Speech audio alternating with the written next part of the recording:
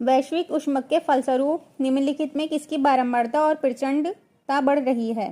केवल चक्रवात की, केवल तूफान की, केवल बवंडर की, उपरोक्त सभी की? इसका आंसर है उपरोक्त सभी की, क्योंकि वैश्विक ऊष्मन के फलस्वरूप ये सभी और ज्यादा बढ़ रहे हैं और ज्यादा ताकतवर होते जा रहे हैं। निम्नलिखित में कौन स्ववासन संरक्षण रणनीति का उदाहरण नहीं है? इसका आंसर है वनस्पतिक बाग, क्योंकि स्ववासन संरक्षण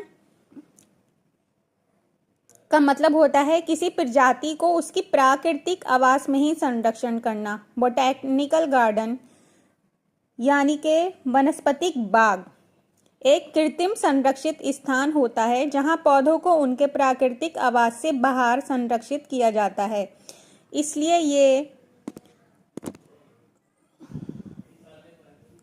इसलिए इसका आंसर हो गया वनस्पतिक बाग। सूर्य के प्रकाश से पराबैंगनी विकिरण अभिक्रिया निम्न में से क्या पैदा करती है? इसका आंसर है ओजोन। नॉर्मल बोरलॉग को किस क्षेत्र में नोबेल पुरस्कार प्रदान किया गया था? इसका आंसर है कृषि।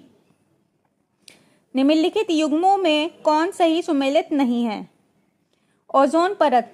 ओजोन परत जो है वो ट्रोपोस्फीयर में नहीं होती है। ओजोन परत जो होती है वो स्ट्रेटोस्फीयर में होती है। ये हमारा गलत आंसर है।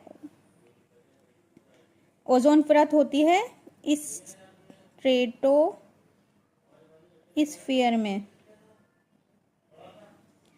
निम्नलिखित युग्मों में कौन सही सुमेलित नहीं है?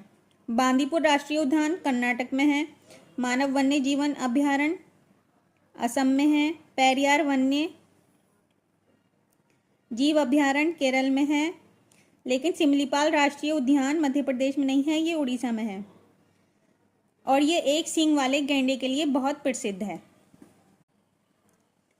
निम्नलिखित में किसे जेवी नार्लिकर के अनुसार अभी तक विज्ञान नहीं माना गया है? ज्योतिष को जेवी नार्लिकर के अनुसार अभी तक विज्ञान नहीं माना गया है, क्योंकि इसमें ज्योतिष विज्ञान में साइंस की तरह कोई सिस्टम नहीं होता है,